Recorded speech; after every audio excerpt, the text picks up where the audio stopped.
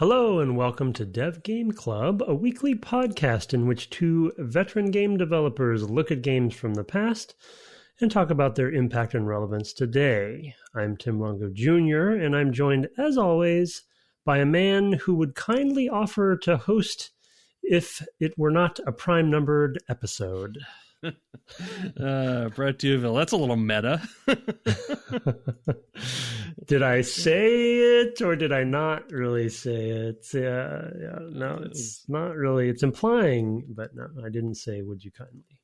I said you would kindly. But I would kindly, if not for, so a little, that's fair enough. There was no way to work it into the intro the way that we do the intro, because the intro is not a question.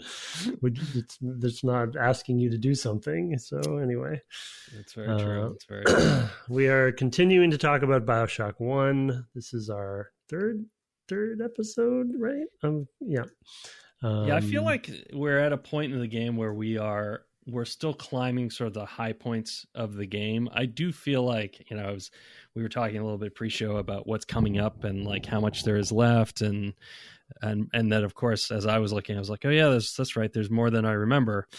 And I feel like Sander Cohen is a real high point in the game in terms of just sheer out and out wackiness. And I played it a little quickly this time because I did just play it a handful of years ago. And so it was familiar, and I didn't have tons of time to play it this week. And then I even did some of the things I did last time. There's well, now I'll just leave that for later. But anyway, there's just stuff that I did. I was like, I'm pretty sure this triggers an achievement or something. And anyway, so you have Sander Cohen, and then you go, next week we'll be going on to Andrew Ryan. And I feel like now you've hit all the best beats of the game.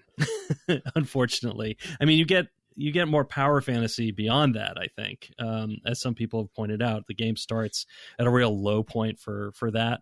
You feel really weak, even if you're not really. You are definitely made to feel weak. Like you don't have enough challenges really to make you actually weak. But you were meant to feel weak. You're meant to try to be stealthy, etc. I mean, they're literally telling you be careful constantly. There's all the horror elements. And then the game becomes progressively more and more power fantasy. And that fulcrum is where that really flips the switch is after the encounter with Andrew Ryan, which we'll do next week. But I do think this contains one of the real high points of the game as well in the Fort Frolic section. So that's something to keep in mind going forward. I wonder at the last week how much we'll have to say about the game at that point, because it's really just more. That's a little bit of a risk. And I remember actually, to be honest, playing it the first time, and I guess I probably played it twice because I think it was one of the few games that back then that I got full 1,000-point achievements for. So I must have had to play it at least twice because. I don't think I don't know. Some of the achievements might have been more than twice, but so maybe I didn't get 1,000, but I did quite a few. But I do remember this last, third, being a bit of a slog. I just have a vague memory of that. I don't remember why. And I do remember, So, and as we were talking pre-show, you were talking about sort of the Ryan beat coming up, and I was like, wait a second, that's where that happens? Wait, who? Yep. And then what's the end about then? So I guess it just blurs in my mind what actually happened. So I guess we'll obviously talk about that next couple episodes. But I agree. I think Fort Frolic, and I think that we're not alone in that opinion, that Fort Frolic is probably the peak, Fort Frolic is considered to be, I think, as far as the level design goes and the presentation and just kind of, to be honest, most memorable, right? I think the story kind of not the story, but like the sort of fictional context for the level is interesting and it just stands out. I think Cohen himself is very memorable. Like, you kind of remember Peaches, you kind of remember, I've already forgotten the first guy in the first section, the doctor. Oh yeah, Steinman. Yeah, and so you know, there's but for whatever reason, you know, there's, I think maybe because of the sort of theatrics of it all, right, and especially his entrance at the end of the level. Yeah. And his quad tick, you know, his which nobody says, but okay. I mean, I guess it's a word. You know, with the 4 pictures and like finding another way to use the camera, right? To actually use it sort of, I mean, not necessarily really artistically, but it's kind of a forerunner of, you know, photographic modes in video games, which is huge these days, right? I mean, it's effectively using the camera just as a camera. I mean, just go take pictures. To some degree, which is interesting too. I mean, it's not the only forerunner, but it definitely feels like a artistic framing thing. I mean, Pokemon Snap, for example, does that as well. So it's not unique in that way, but it's still interesting. Yeah, I was going to look and see. So, what was Dead Rising was the one that came to mind, which I wanted to see the year of that, which was 2006. Ah, so right before this. Okay. Yeah, but of course, you know, they were being made at the same time, so it's not like that was too close together for Dead Rising to influence this one. But they both were Xbox, you know, essentially originals, focused originals, up at the beginning at least. Yeah. But it was, and there's a good sort of, we weren't planning on talking too much about the camera, but we probably should touch on it a little bit more now because of this level. And you know, there's it's in your weapon bar, or you're in your weapon selection, right? So it's like you have to equip it, and where you cannot equip other things. Which is an interesting choice. It's non-lethal. It's encourages you to get into danger to use it, right? So it's got a lot of good contrasting you know, elements to using it to succeed at doing well, right? And then having it directly relate to kind of upgrades is nice as well, which a lot of it also, I mean, it's an opportunity for them to tell you more about their world as well, right? I mean, because you're basically, you're learning more about the splicers and their weaknesses, I think, in some cases, right? It's sort of telling you more about these enemies too, right? In the sort of research capacity of it, which is just, it's really nice to have a sepia toned photograph that you've taken. So you get to see the art kind of again in a freeze frame sort of way, and to tell you more about the world, and to tie into the power fantasy with some upgrades, you know, and like it's kind of nice in that way. And of course, as a camera, you gotta, you know, it's point and shoot, as it were. Nice. So. Well done. You've been sitting on that one? No, it just came to me. Kind of came to you. Good. You still got it. I still got it.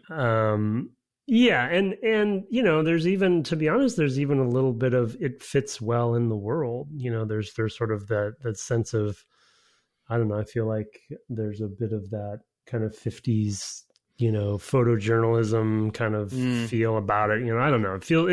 It fits better than it does in other games, to be honest. Other than Dead Rising, where the character literally is a photojournalist, but yeah, I don't know. It's a nice little kind of addition. And then with Fort Frolic having it integrated into the main, I think that there is a bit of additional kind of memorable mission coming from the fact that you are using a mechanic like that so strictly, and he's asking you to do it. And there's voice lines about it, right? And so it's pretty, to have it integrated into the critical path, you know, main mission is nice. But there's nothing like, I mean, there's really nothing like having him come down, you know, down the stairs at the end of that mission. Yeah. Just so hilarious and terrible at the same time. And he's got this Dali-esque look about him, right? And all the characters are just grotesque anyway. And, you know, he's just unsettling, you know, and he's so brash and bold to just walk right there in front of you, right? where this time I didn't actually attack him right away, but it looked like you could, and I forget what happens if you do. I think it makes it difficult to get the reward. Like, you can come back for it, I think, but you can't get it immediately, right? He lifts the glass on a reward for you, right? And then if you kill him, you also get the key besides, so that you can open the other one. But I believe the code to that is somewhere later in the game, and you can come back for it. So it's another kind of semi-false choice in that way, that it's not. I mean, it's a time delay for the gratification rather than anything else. Right. So I went ahead and killed him as well. I think it's really funny that he's basically spending the whole time treating you as an artistic partner, and that's why he feels totally fine with walking down. It's good too. They set it up beforehand of like he's got an office up there, a top fleet hall, I guess, where he's preparing, and you're not allowed to go up there until he's ready. And he, if you go up there, he comments, no, leave me alone, you paparazzi or whatever, and sends you off on your way. So I didn't do that. No, I didn't see that. Interesting. Yeah, there's a to the side of there's basically I can't remember exactly where it is, but it's on one side of Fleet Hall inside that you can go and find your way up basically to his dressing room. And then afterwards, I think you can go there. I didn't this time because I wanted to hustle on, but I think you can go up there and there's a audio log or something. I don't remember exactly what. Yeah. So. Yeah. No, I did not kill him this time. I think I did originally, but just in sort of playing my, for lack of a better term, like evil playthrough or something, right? Because I'm harvesting all the little sisters, and so it felt like I would keep him alive. So that's kind of how even though the reticule changes red when you point at him, so clearly he's an enemy threat, right? But yeah, I mean, it's just memorable, and just going around. I mean, we should maybe go back to Arcadia a little bit and talk through some of that, but going around and, having the targets be people that betray him, and you get some extra story kind of from each of them, so it's a little bit of a bottle episode of a section, because it's not totally directly related to Ryan, other than Ryan sort of has entrusted him with some power, but it's still. But you're also cut off from them. You don't hear Ryan or Atlas at that part. Yeah. Right. So he basically silences them, and he's like, "Oh, they're so tedious, Right. Let's have our fun." And I do love all the sculptures that are placed everywhere that you never know. Like, every time you enter a room, you think, "Oh, these are all going to come alive. I'm going to have to fight all of these." Like, every time. Yeah. And sometimes you do, and often you don't. But the fact that you might is very creepy. There's definitely, I think it was I can't remember now if it was like a liquor store or something like that, but you go in and there's like 6 of them there posed in weird ways, and you're like, oh man, if I have to fight my way out of here. Yeah. And it's just like, oh, it's going to be so rough. So it's a lot of fun. In this area. So. Yep. Plus, it's really stagey in the mall part, because there's spotlights all over the ceiling, and they frame you like wherever you move around, or they'll frame the spider slicers on the ceiling as well. So you get like really good shadows and stuff like that. Really leaning into things that Unreal was doing at the time, still does to a degree, right? But yeah. But really leaning into what that tech had to offer at the time, in terms of lighting. Yeah, the lighting was great, and the fact that they have it the spotlights auto follow you when you're in that room, and in a couple other places too, just gives you that sense of lack of control from him, where he's just in full control of this area of Fort Frolic, and you just feel kind of at his mercy, and literally the spotlight is on you. It's just a lot of good metaphor going on, and just simple concepts that really come together in a very cohesive way. So it's neat. But yeah, what about going backwards actually to Arcadia? We have the whole thread of the forest basically being poisoned, Right. and kind of the whole thing with Langford and having to, find the formula to save, because of course you need oxygen when you have a city down below the below the ocean. Though, isn't there some other? I guess this would, yeah. I thought there was some other way to do that other than just growing vegetation, but you extract oxygen from the water.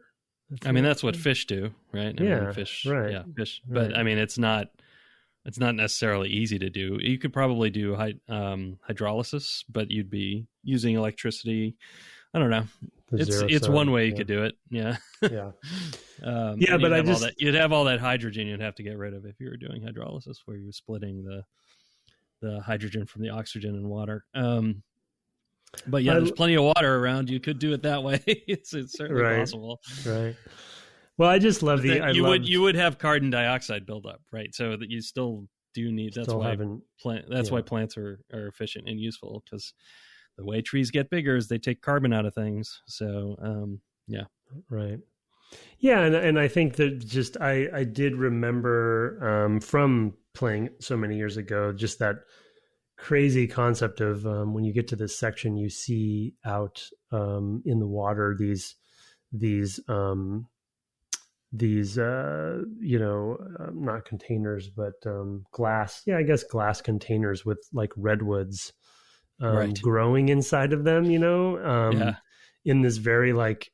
It's a very weird thing to see, below the ocean, and it just kind of like breaks your brain a little bit, because you see obviously seaweed and sea life throughout the game up to this point, and then you see sort of forest and Arcadia specifically in general, right? There's a lot of forest and vegetation, and so it's very, System Shock had like the they're riffing off of the sort of concept of the hydroponics, motif that every sort of space game has. And even Thief had that as well, right? With the with the forest section towards the end, right, on your way to deal with the final boss. Yeah. So it's definitely something they go to it again and again. It makes a lot more. It's better motivated. Well, it's motivated in different ways, I guess, in these games, the science fiction-y ones, right? Is that it's not motivated by sort of the supernatural, but instead the sort of practical scientific problem of how do you deal with the fact that you have, a species that takes oxygen and spits out carbon dioxide, and what do you do about that? Right. If only there were some creature that converted it the other way. Turns out there is the glory of plants. And so the other thing I would point out about that, though, is that mechanically speaking, they're doing something very similar to what they're doing with the camera.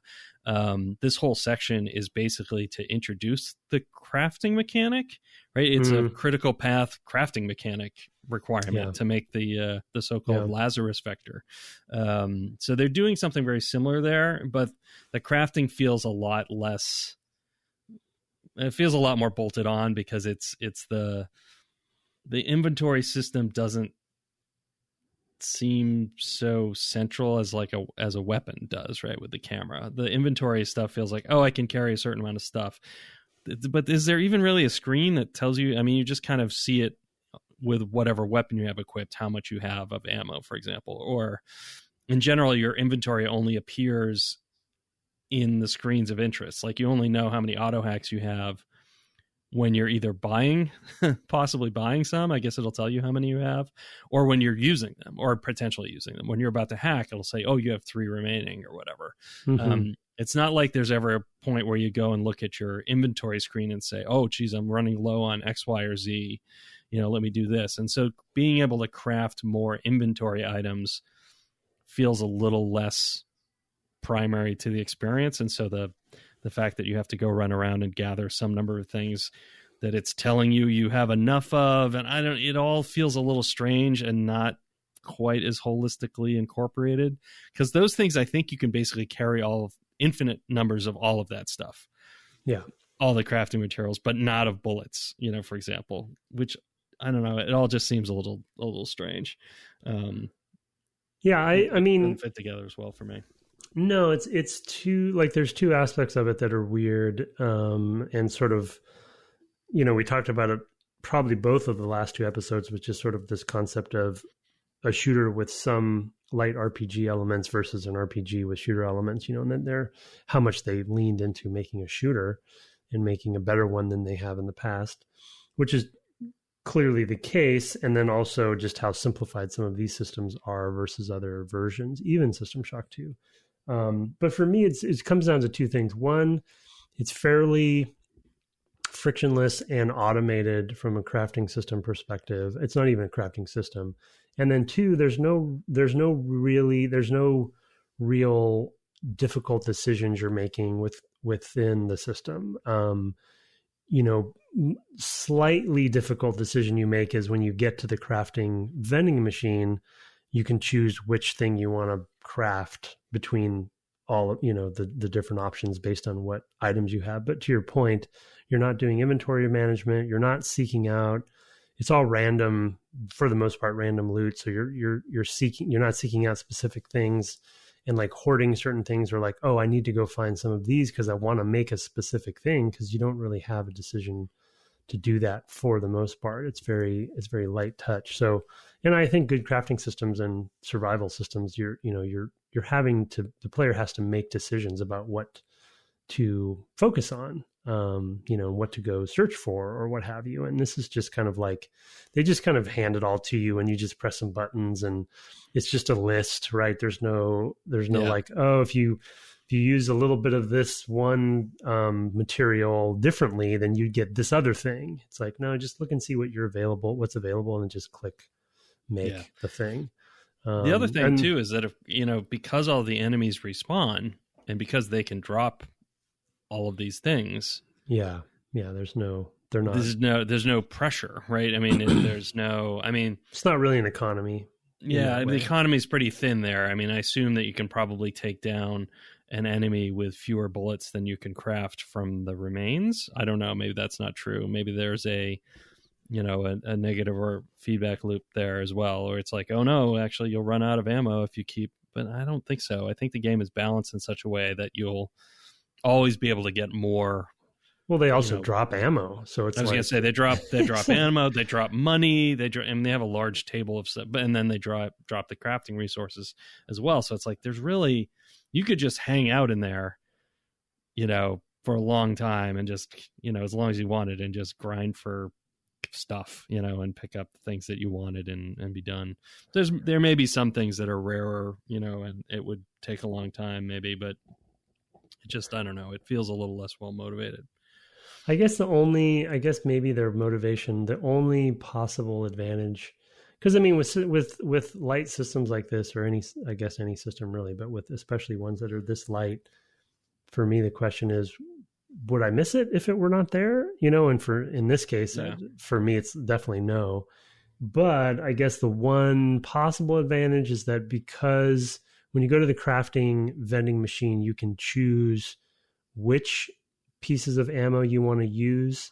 So you get a little bit more choice there versus just whatever ammo dropped off of an enemy explicitly. Right, but you can also buy the ammo at the ammo vendor, right? Yeah, that's true. That's true. So and then the other there may be things you can't buy at the ammo vendors though. It might be you can only I think you can hack them. You could get additional stuff, but it feels like sometimes it's not the explosive shotgun rounds or something like that. You have to actually make them.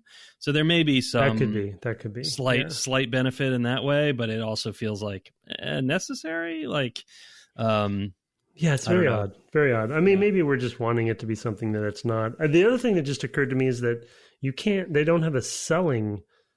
Like usually another outlet for the economy is you can't break things down or sell anything. It's only acquisition, which is kind of a fundamental flaw in a way, but it's not necessary because it's a generous game. Like they just throw stuff at you and you just decide. I mean, it's also a little bit contributing. A little bit of what's contributing to my personal experience with it this time is I'm so non-weapon focused. So my main resource I'm worried about is Eve, and that's pretty much it, because I'm really mostly focused on all my mods and stuff are focused on increasing that. So how much ammo I have, I don't really care about. I'm basically tapped off with, tapped out with all ammo all the time as far as the max amount goes. So that's going to skew, if I was really weapon centric, maybe I would, to your point, I'd really want to make explosive whatever more often. So yeah, I don't know. To that end, maybe we should start talking about the plasmids and the tonics and the various varieties of those. And we talked a little bit last time about the sort of choice between harvesting or rescuing and how that delivers Adam. And the outlet for Adam is that you buy upgrades, either to your plasmids or for new plasmids, and to unlock new slots for gene tonics or to buy new gene tonics, which are basically just other ways to customize your build, basically, for your sort of light RPG. What plasmids do you find yourself focusing on? Well, so I'm largely using there goes June. Yep. Largely using the electrical plasmid with the wrench, and I basically stun everybody and then wrench them to whack death. them. Yeah, that's kind of like literally all I'm doing. I do occasionally use fire, depending on the environment, and then some other ones depending on the situation, like telekinesis. Or the other one I've started to use a little bit more and having fun with is the aggro one, the enrage one, where you can turn enemies against each other. Oh yeah, that's fun. I use that one. A lot in one playthrough for sure. Yeah, so that there's some fun ones there, but it's like the thing that again, because we've talked about it, sort of the legacy of the immersive sim with this game to some degree is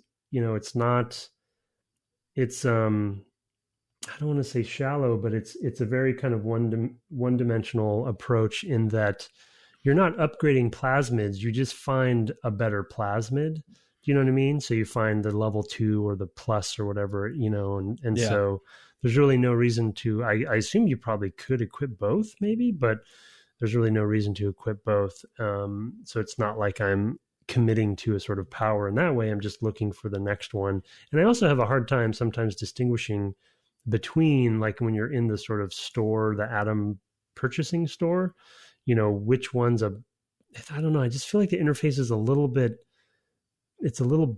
bad at kind of communicating what exactly I'm buying and what slot it's going to go in. I guess I'm just missing something.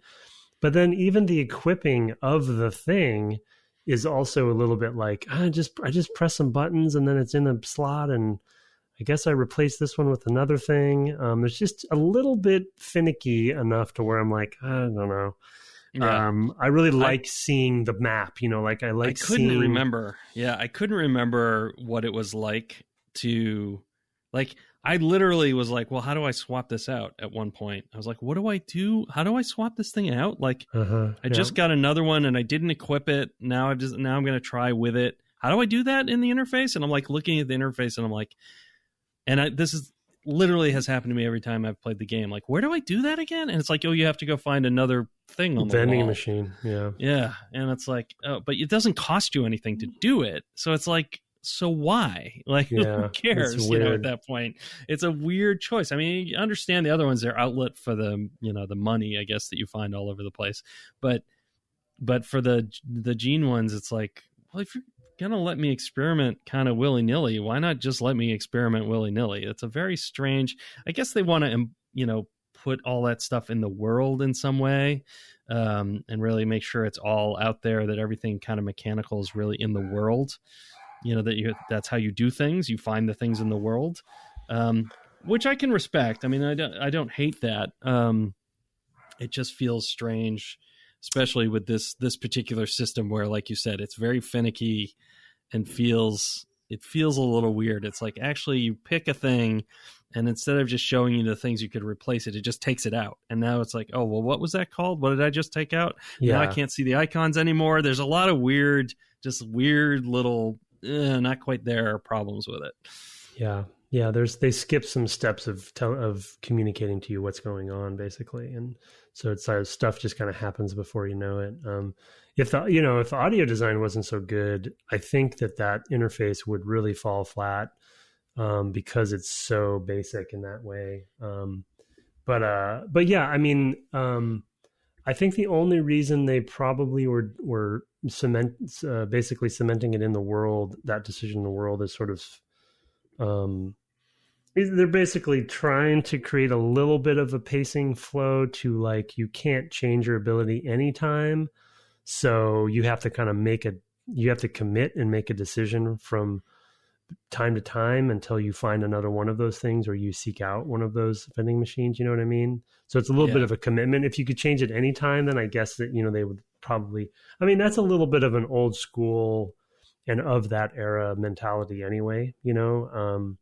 We probably talked about it with when we played Diablo, to be honest, because one of the sort of big, not big, but sort of controversial points with Diablo 3 was that you could kind of change your perks basically anytime, versus committing or having some economy where you had to respec or something. And so that was kind of, yeah. So that just wasn't a thing that was as common, but it's more common now. It's like, just let them do it. It's like, why? It's harder to balance sometimes, but yeah, it's sort of like they went halfway with this one and then didn't go full one way or the other. So Yeah. I mean, weird. the thing is that if something's chasing you, you could still just run up to one of those things and hit triangle or whatever, and Yeah, you just no, I be in that, agree. and you Yeah. could switch it, right? And so it is like You still have to find it, I guess, though, right? you do They're have to not find it, although everywhere, but they're on the map, right? I mean, you could just go look and say, oh, well, let me, you yeah, can pause at any time, look at the map. It feels like they add some steps to that that don't really add up to much, kind of fake because steps. yeah, because they're going to pause the game anyway whenever you interact with anything. It does feel a little like you can be in the middle of combat and just like, hey, I'm going to hack this thing now. And now combat's over while I hack this thing, right? Or, we've talked about that already, but Yeah, it does feel like just a strange, not going all the way decision, I guess, to not just let you change them out yourself. But again, like I said, there is the payoff of it's in the world, and that makes it, I mean, it ties in with the fiction of the place, and that's what people would do, and they can't just, modify their body. right. I think to go all the way, like the thing that I would probably want to do is have something like what they had in Chronicles of Riddick, which is like clear, like, oh, there's a physical thing happening that is why you have to do this. And that kind of hand waved away, like with Riddick, it's like, I don't remember if it was upgrades or something like that. You'd go, or maybe health, you'd go and you put your eye up to the wall and like these needles would shoot out into his face. I don't know if you remember that, but like they showed it every time, in the Chronicles of Riddick game, is like he goes and puts his hands against the wall and he's up against the machine, and the machine like injects him with stuff. I don't remember if that was the upgrades or what, but yeah, sort of stuff that we actually borrowed that a bit for Republic Commando, that was an influence that made us, that's why I remember it, was to, oh, hey, you go into the world and it actually, you do a thing that you need to be at that thing, the Bacta, for example. Yeah. So Yeah, no, I like the physicality of that. It's just they to your point, like in this particular case, like, because they also have health stuff around the world too. In this particular case, of all of the object oriented, environment oriented interaction points, this one falls flat in that it doesn't make a lot of sense. Not only that, but it's like at a separate, like, probably just integrated into the Atom purchasing machine rather than have a separate machine, because you're already there, so they're it's like always together too. Yeah, yeah. So anyway, I mean, it is cohesive, and it feels like that they're trying to make a very cohesive, grounded world in that way. So I guess there's another goal there, but yeah. And the other side of it for this whole system for me too is the tonics themselves. Basically, like there's the physical category, there's the mechanical security, there's the combat. Yeah. Is there just those three? Is there not a fourth? I feel like there's a fourth one. Maybe the health. I don't remember what it's called. That would have been physical, I think. Anyway, like so I guess the other thing is like there's so many symbols and there's so many tonics and there's so many, but then there's these categories and I'm not ever really quite sure which one goes with which category. And then like the list of which ones you have available is kind of hard to get to. Also, yeah, it's combat, engineering, and physical. That's it. Okay, so I'm just thinking I'm conflating the plasmids as a fourth category then. Right, and the plasmids are in the same interface. So yeah, they're the fourth category. Yeah, I don't know. I guess I just always get confused with how to, ironically it's such a simple system, but it's just so the fact weird. That they categorize them is like, why? Like that yeah. actually limits the degree. I mean, from a practical development standpoint, I guess it's like, well, they're not going to have more. It might be a balance thing. Yeah, they can't be too far out of these sort of boundaries, right? Because they can't put everything into physical. They can't have the 3 different wrench jockeys or, whatever all at once. So their wrench is super powered, or they can, but then they're going to give up, some other wrench, related abilities or something like that. So there are sort of some natural benefits, I guess, from a design perspective to doing that mostly have to do with balancing and keeping players within a certain set of lines. I guess that would be the thing. Yeah, for sure. But I think it's again sort of using that example we were just talking about respecing yourself. Like I think it's sort of become a bit of a older, disproven approach. That's necessary, that players just give the players more credit, right? And it does make it harder on the team from a balancing perspective sometimes, but these are generally augmentation, mutators. They're not really fundamental things like plasmids. So, it's like, I don't even think it would have been that, tough to balance too. So anyway, I mean, it's nice that it's there. It's more than another traditional shooter would have. I'm sure, the other note I wrote down for this category of just talking about this topic is that, this really was like all of this, though flaws are present in the way that they implemented these systems here. It is really a Trojan horse series of small systems for future shooter games, basically, right? It is they did achieve the goal of taking a System Shock 2 kind of mentality, making a better shooter, giving that shooter to players who would not normally play an immersive sim and kind of trick them into playing an immersive sim, and sort of like, and then kind of like, you get the bug at that point as a shooter player who maybe just played Halo or Call of Duty or something, and that's kind of all you knew and all you liked.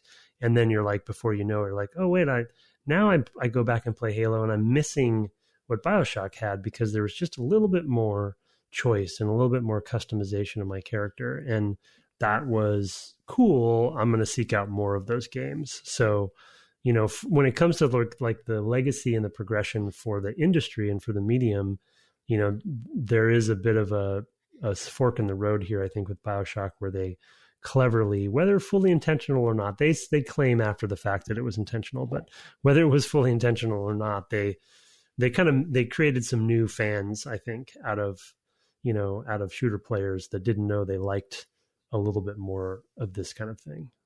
Yeah.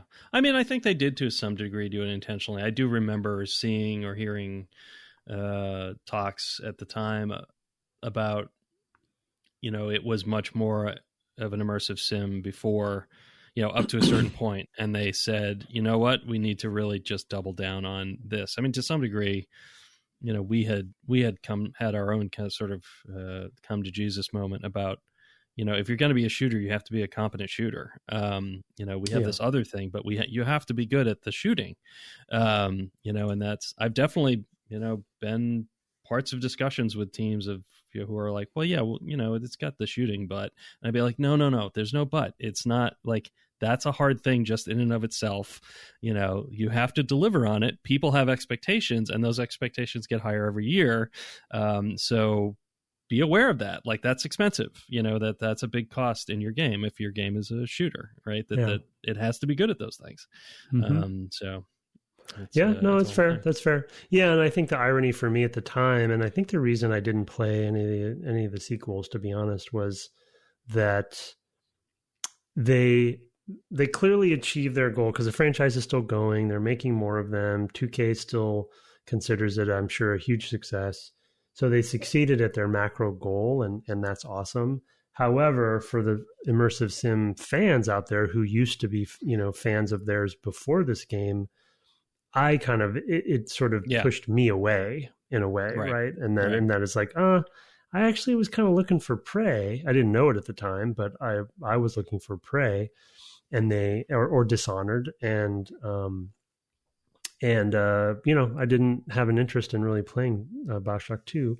There was similar feedback around Fallout 3, right? We had a smaller audience that game alienated in favor of a larger audience, right? And I think that there's that often happens, right? And, that's definitely can see how that happened here. We had the same debate and goals with the Tomb Raider reboot.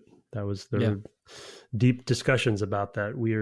There's a chance that there will be core Tomb Raider players that this will not be what they think it is, so, but it is for an expansion goal. So, yeah. So, I don't know, it's interesting. It's interesting to keep going. I'm excited about the next beats. But to your point, starting to kind of the last third is coming back to me now, and then Fontaine's coming into the story more. So I'm kind of like, oh yeah, Fontaine, what was that? What was that all about? And then, of course, the Ryan Atlas thing is coming to a head very shortly from where we left off. I wanted to mention one story thing that, because we're seeing more flashbacks from the character's perspective now. And then we met, I think it's optional, but there's a room in Fort Frolic where you meet this woman whose body is, in her room. And there's a flashback related to, and a ghost related to Ryan himself. And there's a baby involved. Yes. And then I'm like, and then the flashback happens there, and there's some family photos, and I'm like, okay, yeah, right. Okay, this is now coming back to me. So, I mean, I guess my guess, not remembering exactly the details, is that you are Ryan's son. Yeah, seems to be what this whole little scene indicates. Her name is Jasmine Jolene.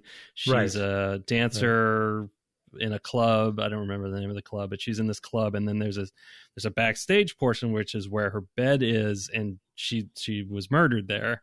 There's a voice recording of or audio log, I should say, of her final encounter with Andrew Ryan. There's a ghost section, basically, not an audio section. You actually hear her being killed by him.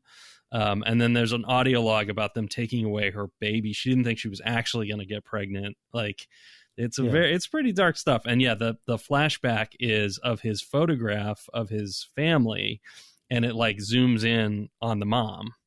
And that's clearly not the same person. But this is maybe his real mother, is the insinuation for sure. Yeah, that's a pretty dark spot in the thing entirely. Yeah. And there's actually I mean, we don't necessarily need to address it, but there's definitely, this game is problematic in a few different ways that would not hold up today, even though it's only 2007 that this came out or whatever. So but not only just kind of hard to take from a horror perspective, but just some of the dialogue and stuff is tone deaf, or what have you. But anyway, so I didn't remember, but I mean, that section and that scene is optional, right? Like you don't have to go there. So I'm interested to see. I don't remember for a critical path, how they reveal any of that stuff, or if it is not ever revealed, other than if you saw that. Yeah, I wonder if that's just a recurring theme, because as far as I know, So there's a lot of questions of like what a family is to some degree, right? There's a lot about family in BioShock, right? You've got the big daddies and the little sisters. You've got the little sisters having been taken from their actual parents, right? And those actual parents and how upset they are. And you've got Andrew Ryan as sort of this paternal figure over the whole thing, and then and then of course you have the other sorts of families, like the crime family, effectively of a sort of mafia in the Fontaine side of things. So there's a lot of sort of different family-like groups in that way, which I think is just part of the undercurrent. It's also a big part of BioShock Infinite, which I did restart, have not played really all that much of. But sort of has, I do remember from that game having a lot about fathers and daughters and a patrician figure, and just this whole very similar sorts of themes. And I wonder if they're just part of the fabric, the storytelling fabric of BioShock. I mean, they really lean heavy into the big daddy, little sister stuff in BioShock 2 as well. So it feels just kind of part of the whole thing. Yeah. Anyway. Don't they have big sisters in BioShock 2 as well? They do. Yes. Yeah. Okay. Yeah. You end up being able to, you can summon them to fight for you in BioShock 2. So. Oh, cool. Okay. I don't really know Ayn Rand stuff at all. Are the family theme coming from her stuff or no, not really. No? Okay. No, I don't think so. I mean, I read Fountainhead, and it's all very much about industry, and of course government. Every book gets progressively denser with like how many pages of monologuing is there going to be by somebody to espouse the particular doctrine, which culminates in like a 75-page, 100-page just screed by a character in Atlas Shrugged. So, those books don't hold up super well when you're an adult. Interesting. Yeah. The themes are still there, and I think the other impressive thing that we probably talked about in the first episode, and just to readdress it here, is having a shooter with any themes of depth, even though they don't go super deep anyway, and it's fairly surface. The concept of having this objectivism and just sort of the libertarian government, anti-government, whatever it is, like even if you don't, if you look, one layer of depth in, you kind of find the flaws and it doesn't quite hold up. At least they did it. At least they tried, at least at least they have a shooter that plays well. Art direction's incredible. Sense of place is incredible. And just very unique and just something you would not have seen coming. And then it has this layer of depth, this one layer of depth. It's still more than was out there before, So sure. I mean, and that narrative pervades so much of the those are narrative elements, just pervade the things that you're hearing about in the audio logs and the actual impacts it had on people's lives. I mean, it makes those characters come to life, even in a setting that, like you said, feels a little surfacey. They definitely get a lot of mileage out of that. You're hearing about, Diane McClintock and her maybe going to join up with the rebels. I think some of that stuff is going to pay off a little bit later. You of course have the sort of the men of power being able to, to take what they want from the lower classes in the person of Jasmine Jolene, although she kind of had her own motivations as well. It's all that stuff is there and is really enriches the space. And a lot of the signage that you see around the world ties into those stories besides. So it is, the art direction is really strong in that way. And I think that some of the things I don't love about embodying things in the world are really born of that same idea. And so I can't overly fault them for it, because I do feel like, it was just their choice that they wanted to put as much as possible into the world. And the one thing that we talked about pre-show that we were like, yeah, it's not great, is one thing they didn't really make any effort to put into the world, and that's the map. Yeah. Which is very hard to read. I mean, it's possible to read, but it's just, I remember in prior playthroughs looking at rooms on the map and being like, how would I get to that? And just like, okay, if I were here, then I could follow this arrow over to here, and then I could follow this other arrow, and like you're back tracing through this thing trying to figure out, okay, but how do I actually get to this one little square that that it shows I haven't, it's a sort of Resident Evil map in the sense that it reveals where you've been and where you haven't been, so that you could go get every audio log, because I'm sure in a lot of those rooms that are hard to find, there are audio logs. I mean, the interesting thing about a game that's sort of a little bit hub and spokey, or a little bit open in the way that it's constructed, which is good because you can go back and forth to locations, and there's collectibles and things, so you kind of want that bit of exploration, and the level design is very good at having nooks and crannies where you're kind of like, you want to find little spots where there's some hidden thing. However, the objective arrow is so good that I think what ends up, I feel like probably for a lot of people, because the map is so bad, but the objective arrow is so good, if you just follow that objective arrow, you're going to miss a lot.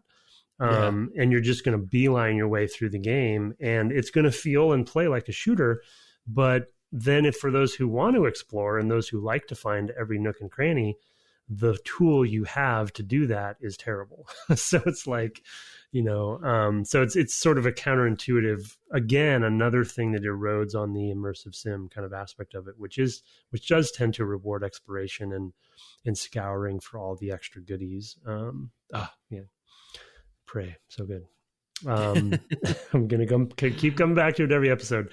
But yeah, anyway. I really need to go back and play the Moon Crash stuff as well. Yeah, me too. That's definitely. I do want to play it a second time, because I want to play a complete different spec as well. Because the speaking of which,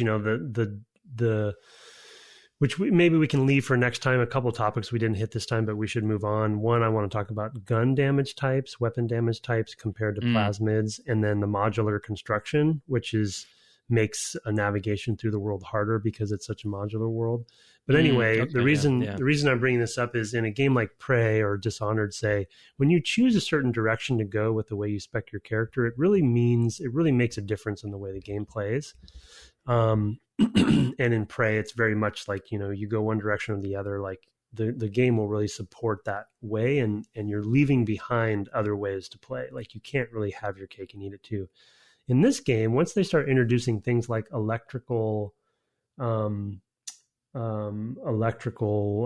shotgun shells, you're like, well, that's kind of a plasmid, like, yeah. And then you have fire shotgun shells, and you have the chemical thrower that has ice as well as fire, and it's like, well, and electric gel. And electric, so it's like, well, okay, I guess it doesn't really. It's just all aesthetics, because mechanically, I really, my decisions don't really.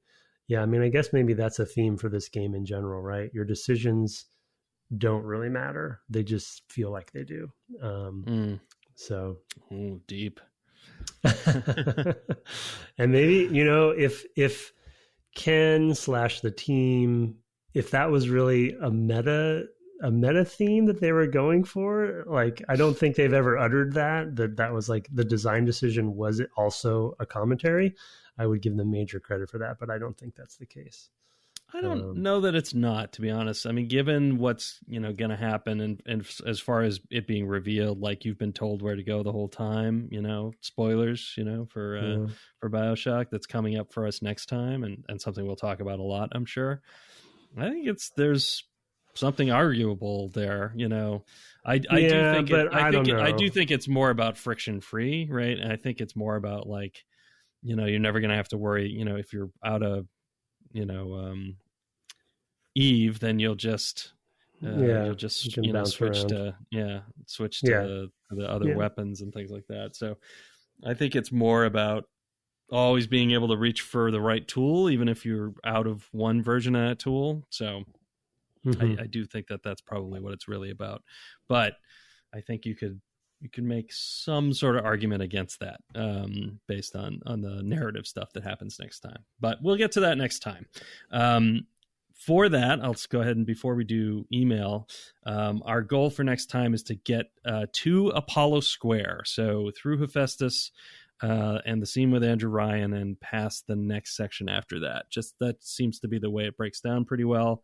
We're going to be seeing, I think, with that, some of how, in this next section, some of how, both how the place is sort of powered. I think that's kind of what Hephaestus is about. And then also sort of the slums, I think is, we've seen kind of all the financial end of things, like, here's how stuff gets into the fisheries and all that. We've seen sort of where people go to play in Fort Frolic. We've seen how the lungs of the place in Arcadia, and now we're going to go and see, but this is where the maids and the cooks live, or what have you. So that's an interesting section, because it's this big utopia under the sea, turns out to be just, capitalism run even further amok, right? I think is kind of the point. So it'll be interesting to see that. That's my recollection. I think that's kind of what we're going to see next. But we'll also see more of Tenenbaum, and Atlas will be revealed. So plenty of stuff to come. That's big narrative beats next time, and that'll be a lot of fun. Anyway, let's turn to email. I'm going to let you go ahead and take one, and then we'll see if we have time for a second one. Why don't you go ahead and take that first email? I have another one here. Okay, this looks like an interesting one from Peter. Why is BioShock considered a great game? From Peter. Hi, Brett and Tim. Decided to play along contemporaneously for the first time since, I think, Planescape. I played BioShock sometime around launch and haven't touched it since. Having played the rest of the series along with Prey and the Dishonored series in the interim, I find myself having a bit of a rough time. I don't really enjoy the combat. Having to press the left or right triggers to swap between plasmids and weapons before pressing the button again to activate it will never not be annoying. Despite the variety of weapons, tonics, and plasmids, I'm not really feeling the immersive sim aspect. Melting a bit of ice or hitting a grate with my wrench seems more like a pretty standard exploration, and the little sister choice is not the most agonizing decision-making I've done in video games. There's a glowing arrow telling me where to go. Man, he's hitting all the beats. Yep. Big warning text tells me to spend my money, and all the items glow, which, you can turn off, but yes. You can turn, he says you can turn these off, at least in the remaster, but they are all on by default. In retrospect, this sort of undermines the impact of the finale as a bit of metatextual comment on playing video games. You've been shouting at me for the last 15 hours that I'm playing a game. In its defense, the storytelling is still great.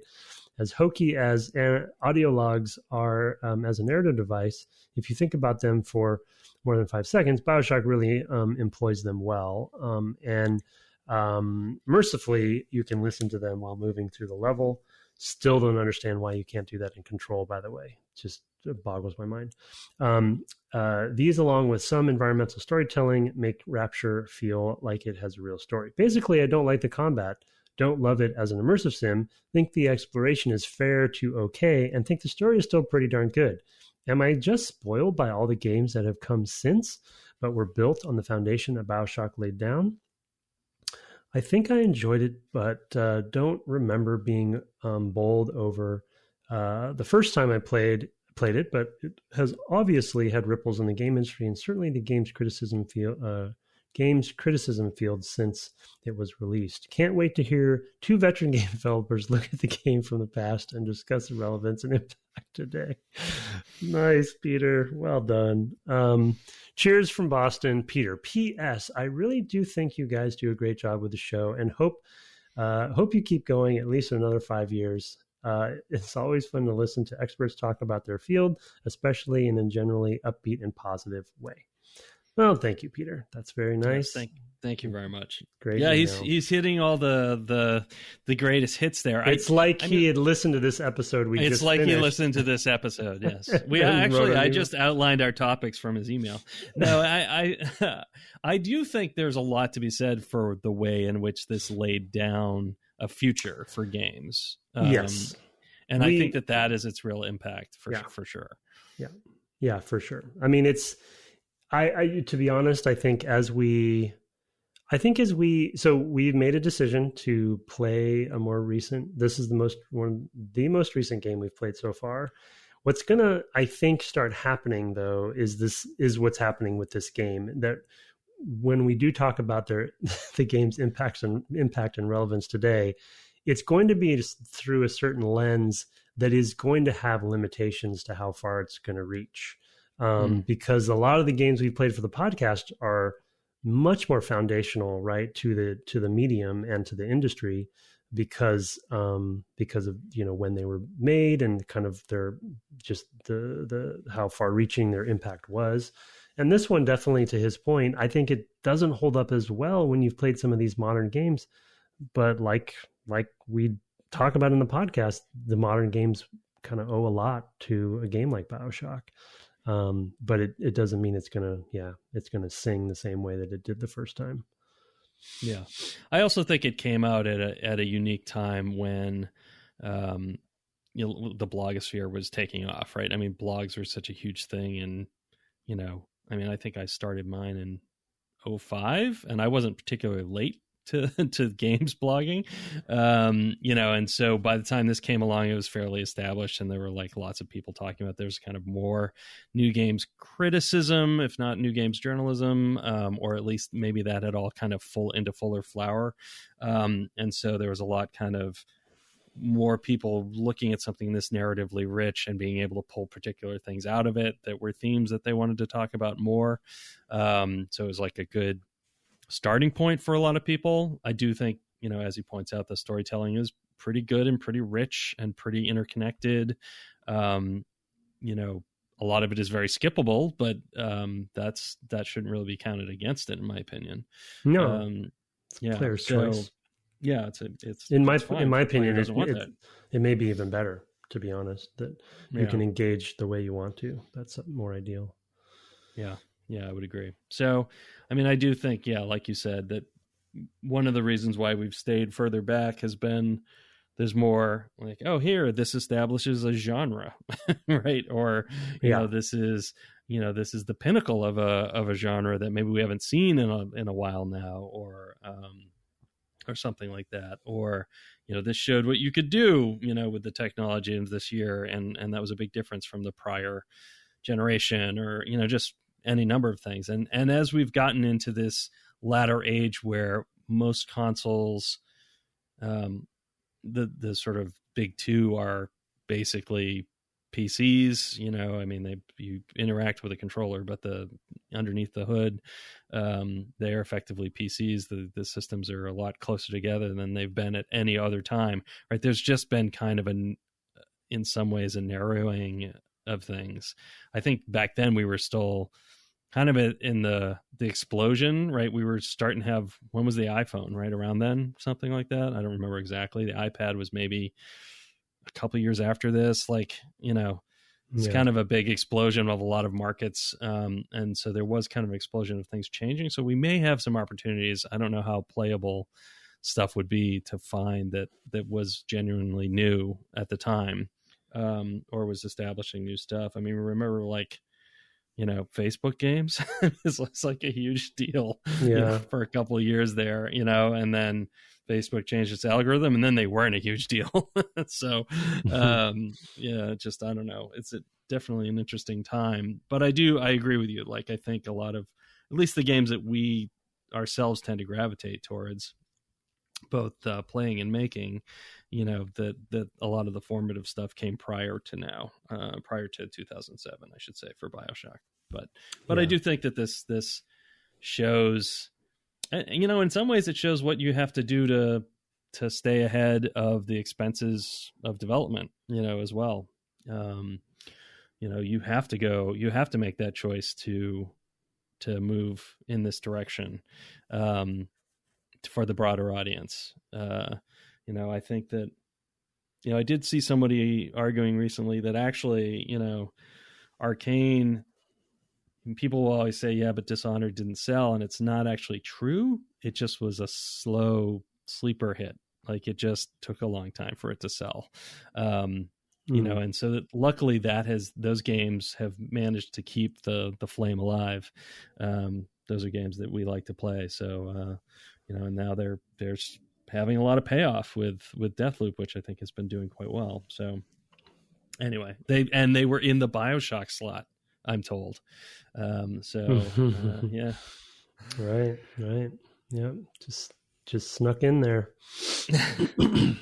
Anyway, let me tackle one more, and then we will let you go, sir. I think we have a little time yet. We have one here from Blarg42. Congratulations on Explorations. Hello once more, sirs, Duville and Longo. I was equal parts surprised and thrilled to hear about your new venture, so congratulations on starting Twin Suns Corp, and can't wait to see what you guys make there. Also excited to witness Brett's continued transformation into a certain ex-Batman actor.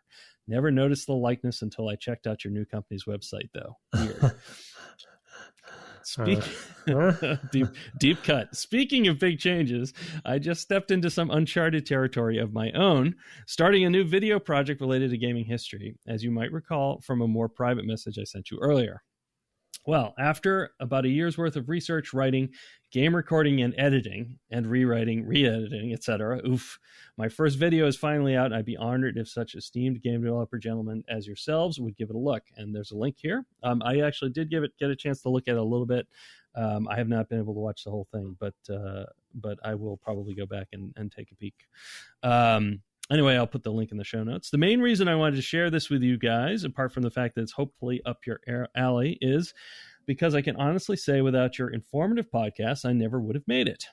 Though I've also been inspired by some other creators and YouTubers making gaming videos, your deep dives into games from the past and their impact and influence today are undoubtedly the reason I got the idea for this project. As it happens, my first video series is all about the ways in which classic games have impacted those that came after, specifically about the year 1998 and its many great and influential games. It was actually kind of serendipitous that you happened to be playing Baldur's Gate and Ocarina of Time just as I was editing my chapters on those games. Too bad I wrote my scripts for them months earlier, so I couldn't lean on any of your insights there. Dope. Anyway, I know you have plenty on your plate, but if you do have a chance to watch it or parts of it, then I hope you enjoy. There are also chapters in the description if you're more interested in certain games over others. So, this was something that Blarg42 had mentioned to us. I think in the context he may have some quotes from us with an interview or something like that. I can't remember the context. It's been a little while. Blarg tends to send longer emails. He also tweaks my nose about the fact that I haven't replied to his last email about Final Fantasy IX references. And I haven't forgotten about it. It's still in the main. It's just a lot. But I think it's great to see somebody, inspired to go and do their own thing and do their own kind of critical analysis and look at stuff. I think that's great. And so I encourage him very much to continue pursuing that. Yeah, I can't wait to watch it. I will forward it along to you, sir. So it's specifically about 1998, which we've talked about in the past as being a really good year for games. Yep. It's a terrific year for games. So it's a good year to start with. So, and we've done a number of games from that year. So it will be interesting to see what he has to say about those particular games. So good luck with that, Blarg. I hope it all works out for you. I hope you enjoy doing it. All right, well, that is our show. You can, of course, send reviews to the podcast platform of your choice. We generally get all the feedback through Apple, and I'm subscribed to all of those. But we haven't had any there in a little while. Of course, you can send email, as Blarg and Peter did, to devgameclub@gmail.com. You can find us on the web at devgameclub.com or on Twitter at devgameclub. Where you can also find my co-host at Tim Longo Jr. with the JR at the end. You can also find him streaming on twitch.tv/Tim Longo Jr., where you are in your, third week of Control? Is that true? Sounds right. No, it's definitely third. It's definitely third or fourth, but yeah, I think it's third. You're right. Yeah. So I'm going to the reactor or something like that. Yeah. Wow. Yep. Yeah. So yeah, it's weird. At midnight on the East Coast, my stream, like, I'm not making this up, like, which is basically 2 hours in, my stream just cuts out. It just stops. It happened the first session and it happened the second session. It just happens to be 2 hours in, which happens to be midnight. Like, is that right? No, that would be one in... You start at... Oh, okay, so it's midnight somewhere, of course. But but anyway, it's 2 hours in. I don't know, it's just like conspiracy theories are already 2 hours in is midnight. Yeah, it's midnight here. You start at 10 o'clock. Yeah, the 2 hours in is midnight here on the East Coast. Yeah. Calamity specifically jumps in and, and he's already started some conspiracy theories that the board I feel like he's probably like the guy in Airplane who pulls the plug on the runway. And it says, kind of looks at the camera. That's probably Calamity is doing that. He's probably standing outside it. Twitch. That would be impressive. That would be something. So yeah. Anyway, I tried to play for about 2 hours, but yeah, it's been fun. Come and see Tim's haunted streams. Yeah, something's up. As we head towards. If it happens a third time, we'll see what. Well, then something's going to happen.